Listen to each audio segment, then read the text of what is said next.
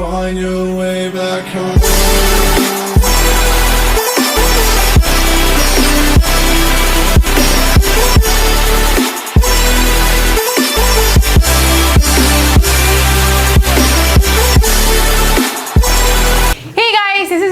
Welcome back to my channel. Today I'll be showing you guys how you can convert your old silk sari or Banarasi sari or any sari you want into a cute gown, evening gown with front jacket kind of look. I don't know what to call it because it has kalis, it has a jacket form, it has a dori, and it can be used, well, the best thing about it is that it can be worn as a jacket, like you can show off your slit if you want to, or you can just wear it as a gown because nobody will really know about it, you know, because it's full coverage and everything. Inspiration to this outfit came from this outfit that Janhvi Kapoor wore on some kind of an event, maybe some promotional event, and I was really inspired to do or recreate the same outfit. I kind of did it. It's not the exact material or the exact way, but I tried to do it the simple way so that you guys can see and understand. And yeah, you guys requested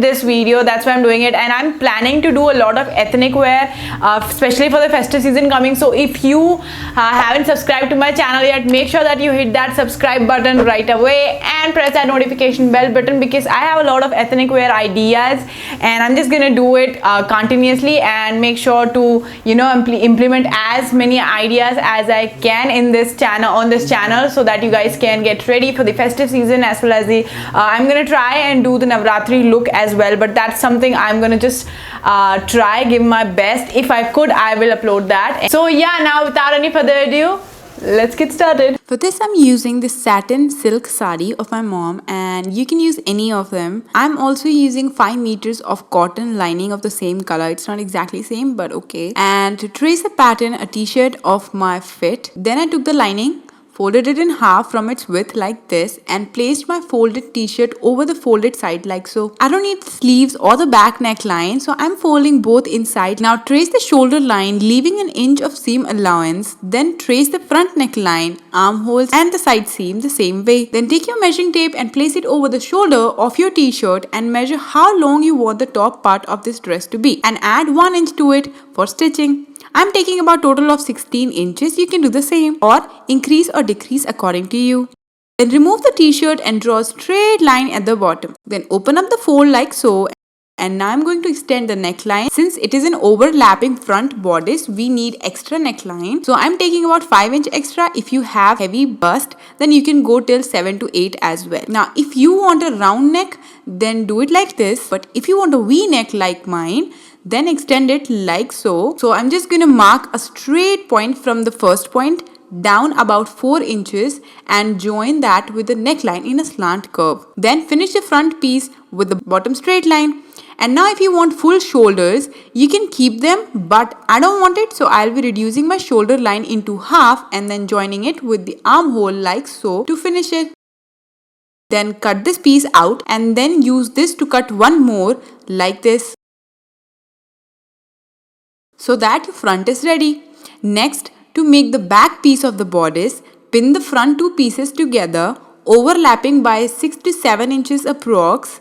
You can do it according to your preference, and place it over the lining fabric, and tracing everything just the same way the front piece is, except for the neckline, as we don't want deep neckline at the back. So I just randomly made about 2 inch deep neckline at the back and cut this piece out as well. Once done, this is how they should both look like. Now using these as your guide, trace these shapes out of sari as well. Now here, as you guys can see, I have pinned the lining pieces separately over the sari so that I can trace exact same shape. Now the only difference is that we'll be adding dart measurements in the sari piece. So I have extended the bottom edge of the front piece as well as of the back with 1 inch on both sides, and joined that with the armhole point, and then just cut the shape out. Once done, this is how they're going to look like.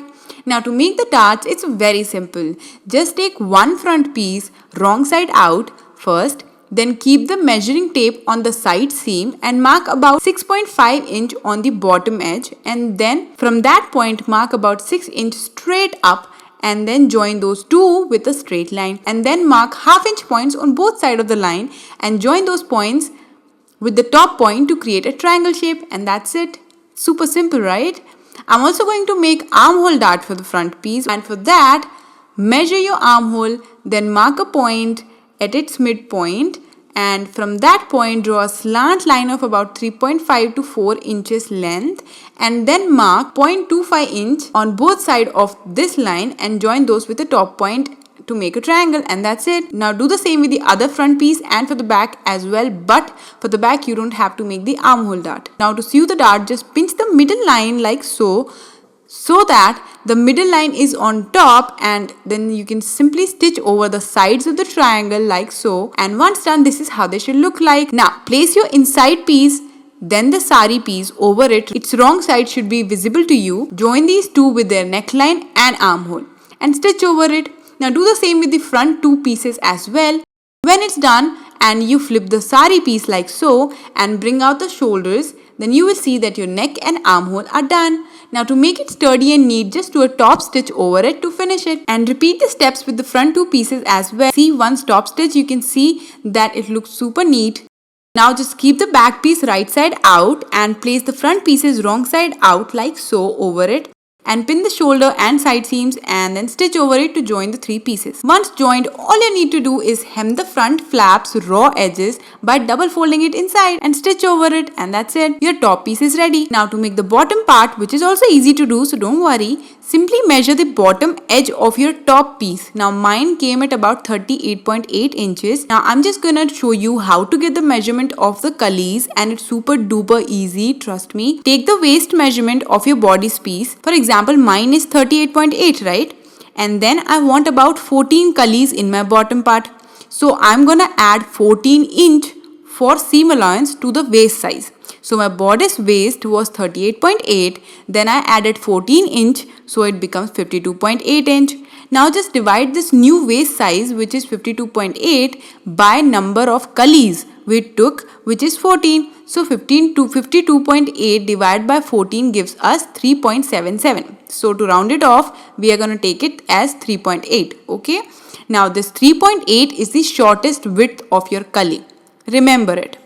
Now let's make the cullies and you will clearly understand. As you can see, this is the bottom of the sari, and here I'm going to start first. That is, I'm going to take my measuring tape, and I've already done this, I've already made the cully, but I'm going to explain it to you how I made it.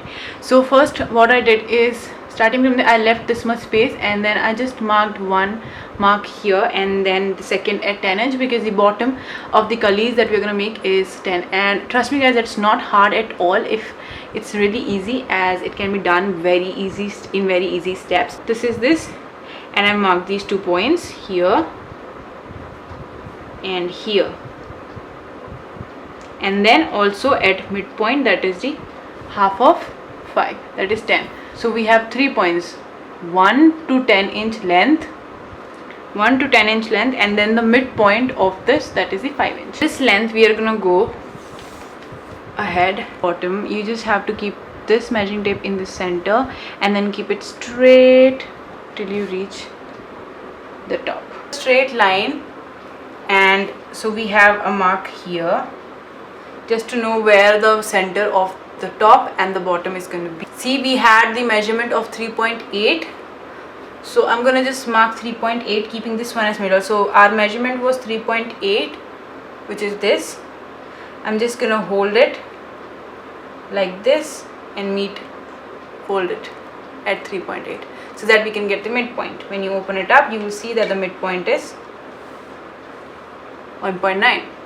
So keep the 1.9 over it and just mark measurements of 3.8. All you have to do is join these two pieces with the bottom piece like this. The two bottom points, this is the midpoint. I'm just recapping it everything. First you mark the 10 inch point, that is the bottom, then you mark the midpoint, and from there you draw a straight line just to know the straight length of that. Just mark 3.8 on the top because we want that, and then you join those 2 points with these 2 points. I'm gonna cut it, and this is how your kali is made, and then you're just going to use this piece to trace all the kalis, and you're going to make about 14 of them. So once you cut the kali out, this is how it will look like. Now to make more from the limited sari, just flip the kali like so and place the bottom part on top and the top part at the bottom side. Because we have borders on both the side of the sari, only because of that this step is possible. And just trace the shape and cut it out, and keep cutting more the same way, that is by flipping the kali for every new kali. This way you will be able to use the entire sari without running out of sari. Now to join the kalis, just take two pieces at a time and join them from one side like so and stitch it. And keep joining the rest of them the same way. Once joined, this is how it will look like. Now we need to make lining piece the same way. For it we have to follow the same steps. Our waist measurement was 38.8. Now the kalis we are going to make for lining are only 4. So add 4 inch to 38.8, which becomes 42.8. Then divide the 42.8 with the 4, which is the number of kali, and you will get about 10.7, which is going to be your shortest width of kali. Okay. The same way we did for the sari piece. Now the new step is to know the total ghera of the sari kalis. Just measure the bottom edge of the sari kali. Mine came at about 140 inches. So for 4 kalis, 140 divided by 4 comes at 35 inches. So now we have both the side measurements for the lining kali. Now let's make the inside piece. Now by the way, if you want, you can skip the lining portion as well if you don't want that much ghair, because silk sarees are not transparent. First fold the inside fabric twice like so, and then mark the 35 inch in the bottom first. Then mark a point at the middle of this 35 inch length, and then from that point mark a straight point on the top edge like so. Then our shortest width came at 10.7, right? But I'm just gonna make 10 inch. So I'm going to keep the 5 inch mark on the midpoint we just made and mark 0 and 10 inch so that we have 10 inch length on top. Now join these points and cut it out. Now since we folded the fabric twice, we will get 4 kalis easily once cut. Now join them the same way we joined the sari ones. Now place the sari kalis wrong side out, and then place the lining kalis wrong side out over it, and then just join them from their waistline together and stitch over it. Once joined, all you're left to do is hem the sides of the bottom pieces, as it's going to be a slit / jacket dress. So just double fold the sari and lining piece together like so and stitch over it. Do it on both the sides. Now once done, this is how it will look. Now onto the last part, join the bodice with the bottom part, and for that keep the bottom part right side out and then place the top part over it like so. Then flip it upside down like this and open it up so that the right side of the top is facing right side of the bottom part, and pin the waistline of the top with the bottom and stitch over it. Once done, all you need to do is attach some hooks to the overlapping front part. In my case, it's the right side one, and I just sew the hooks with the needle and thread, and then wear the dress and decide where you want the hook loops to be made, and then just mark there and create some loops of thread to insert the hook. And I also attached a dory with the tassel on both the front flaps, and that's it. Project complete. Back home.